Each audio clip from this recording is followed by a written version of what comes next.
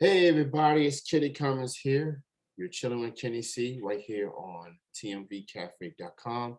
And my one and only guest at this time is coming to you from Music City, known as Nashville, Tennessee.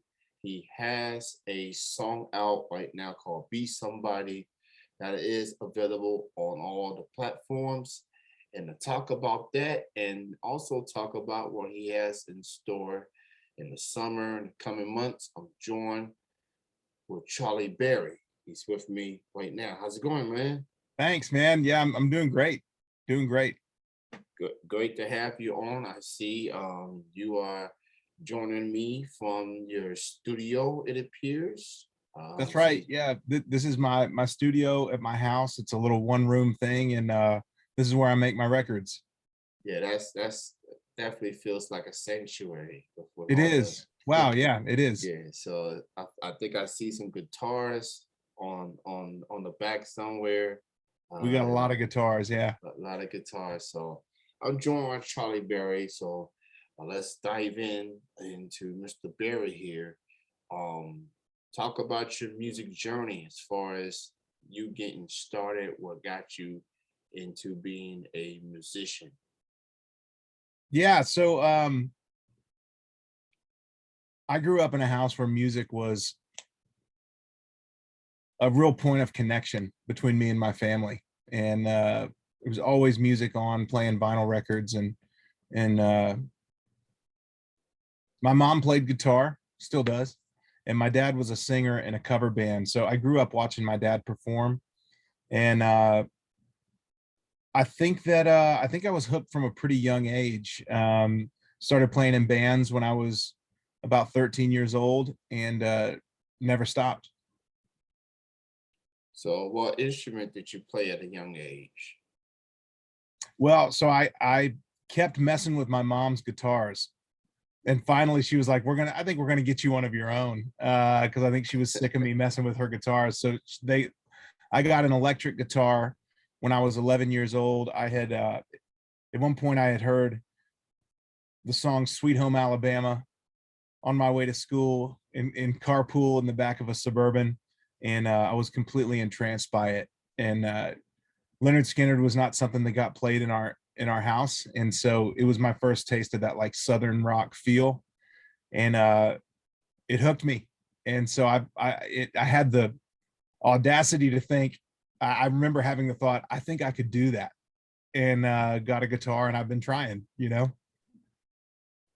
Hey, you got to start somewhere, Yeah, and the influence has to come from somewhere. And Sweet Home Alabama, that's a classic song. And it's still heard to this day in commercials and sports games or wherever you go in this world. You're going to hear Sweet Home Alabama, especially if you are in these southern states. that's right. Um, Yeah, it's kind so of I'm kind of amazed that I avoided it for 10 years.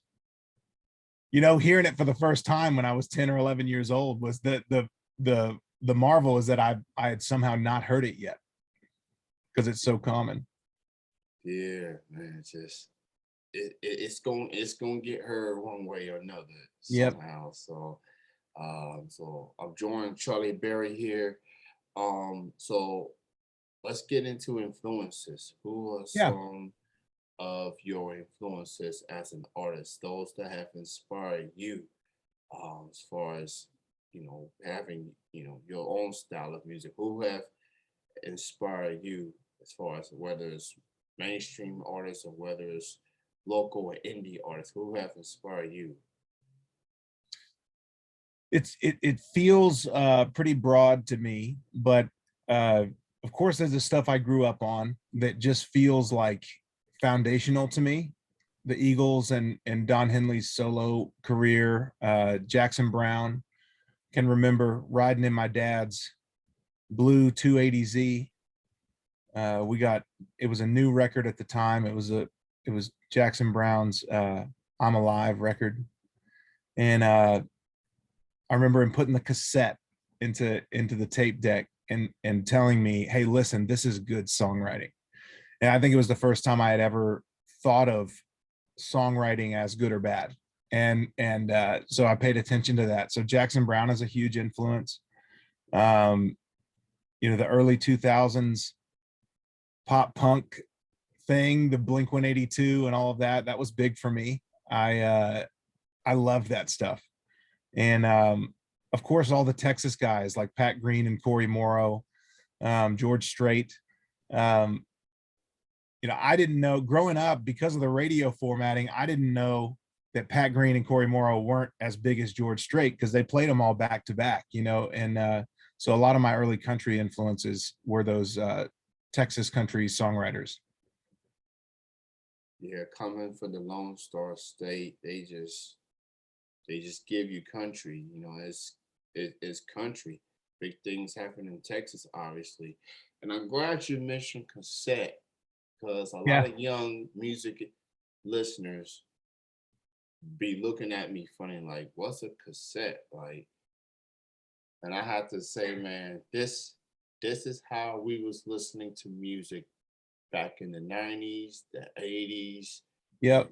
so forth. Um, I'm about to be 38 years old this coming Saturday, and I had to Happy birthday. so I had to let people know that cassette was a thing, and not only you can artists release music through cassettes, but you can also use blank cassettes to record music or through Oh radio. yeah. And I I mean, used to I be I did I did that for years after CDs were the main thing. Even when when digital was taking over, I would still try to, you know, if a band I liked had a song coming out and it was getting played on the radio, I'd have that thing just ready. Like the tape player, like it right at the spot I needed it to be. And when they were like, and here's the next song from whoever, you run it, you run to the cassette deck and smash the record play button, and it like, so you could listen to it whenever you wanted. yeah, yeah, it's all about that timing. Definitely hearing that certain song that's about to be debuted.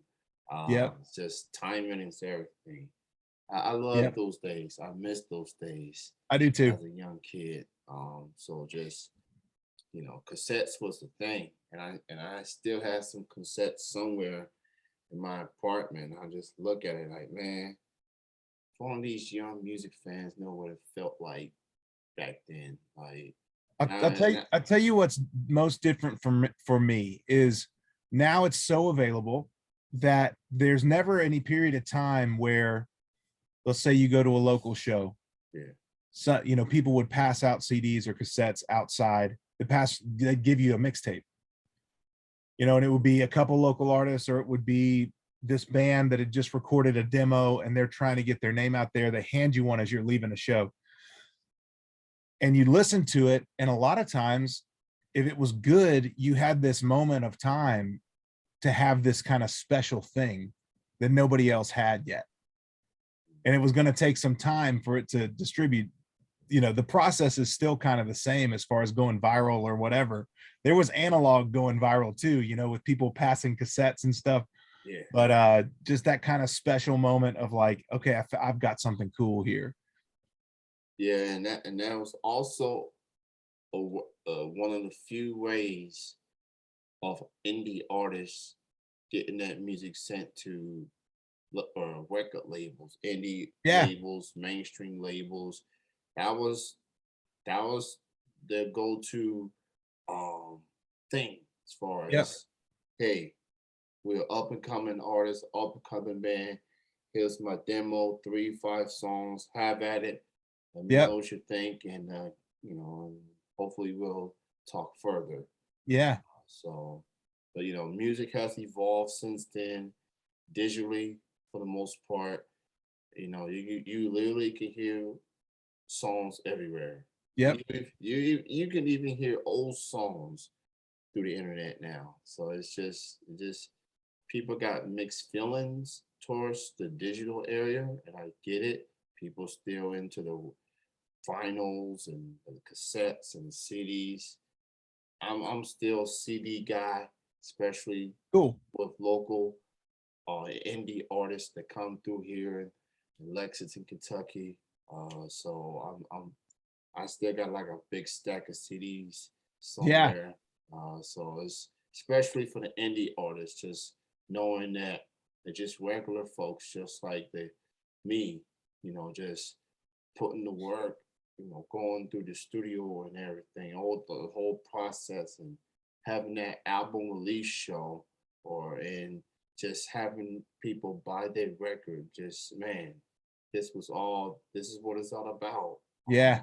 So that feeling, just having the people buy your mute physically buy your music. So I'm glad there's people that's still doing the CD thing, even when we are in the digital media era Yeah. that we are in right now. So I want to talk about this song, man. I want to Okay. talk about this song, "Be Somebody." Yeah. I think that's the name of your single, Yep. your latest single, available on all the platforms. When I first heard it just a few days ago, as I was preparing for this interview, I'm like, man, this song could be on mainstream radio for Will. Thank you.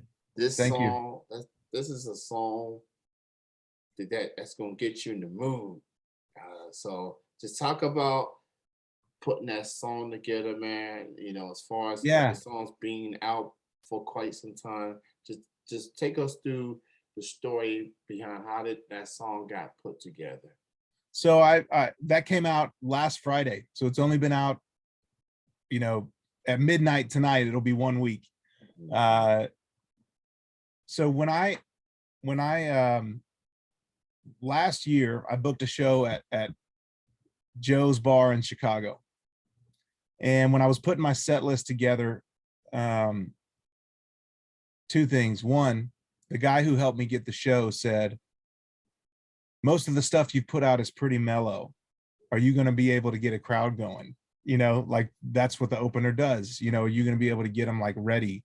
Because we don't need a downer before the headliner goes on. And I took it to heart. And when I was putting my set list together, I realized like, okay, some of these are real thoughtful and a lot of them are a little bit too chill. And so I set out to write some fun songs, and I wrote 5 or 6, and they're all going to come out this year. But that was specifically written like, okay, if I'm about to go to a bar, if I'm about to go to a show, go out to a show, what's the mindset I like to be in? And I think it's the fact that the thought that anything can happen is fun. The kind of possibilities of a night or a relationship. As far as writing it, I wrote it by myself, which is rare for me. I normally co-write, and I just really liked this idea and just kept working on it until I got it right. And so I've written maybe 5 or 6 versions of this song, and the one I put out is the one I settled on. And then I recorded it in this room, sent it to a friend to get drums and sent it to a friend to get keyboards, but everything else was done in this room. And yeah, put it out last Friday. All right, so "Be Somebody" is technically 6 days old now. Yeah. By midnight every week old. "Be Somebody" by Charlie Berry is out right now on all the platforms. Go stream it, go buy it, go show your support. So you were saying, as far as set lists and everything, and people talking about how laid back, how mellow your Yeah. songs are, and usually when people hear stuff like that, you're gonna react some type of way. You either gonna look at it as a challenge, like, you know what, I'm willing to do something different, step out of my comfort zone, or people gonna be bothered, be like, oh, it's the end of the world for me. So, or something like that. But you took it as a challenge. You took it as something. You know what? Let's go here. Let's see what I can come up with. And yeah, it's he was right. He was right, man. Yeah, this song is like, yeah.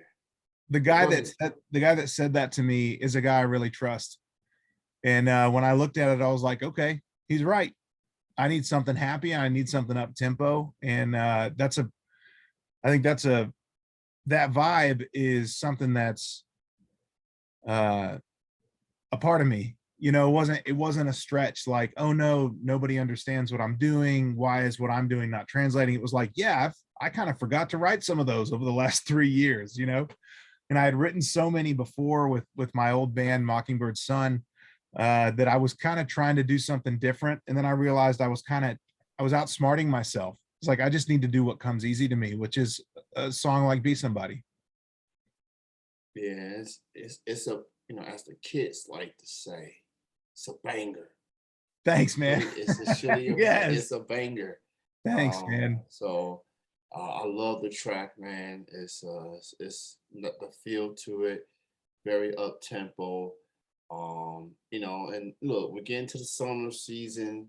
You know, weather's gonna get warm. People definitely want to start up tempo and whatnot, going to the Yeah. bars and everything. So you definitely picked the right song. You picked the right song for this for Thank you. this particular time. So Yeah. warm weather and everything. So again, Charlie Berry. Check out the song "Be Somebody." It's on all the platforms right now. So go check it out. So with this song being out, you got some new music out at least. Yeah. What are your plans for the coming weeks and months in this summer season? What's next for Charlie Berry?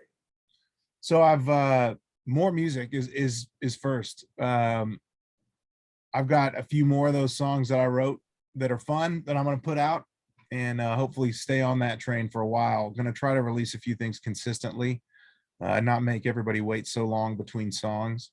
I've started playing house shows, which is fun. So where I go to people's house and play a set of music, and so I've got a bunch of those on the on the horizon, and kind of continuously writing, always trying to write the next thing. I've got, like I said, I've got the songs lined up to release, and I want to beat them. I want to write a better song than I've got, so I can like kick them out. So always writing songs, always looking for song ideas, and always recording. So you mentioned you're doing house shows, like Yeah. you are literally performing in people's homes. Yeah. Yeah. Nice crowd. Nice setting and everything. Yeah. Now you've been to bars, you've been to venues, you've been to large crowds, small crowds.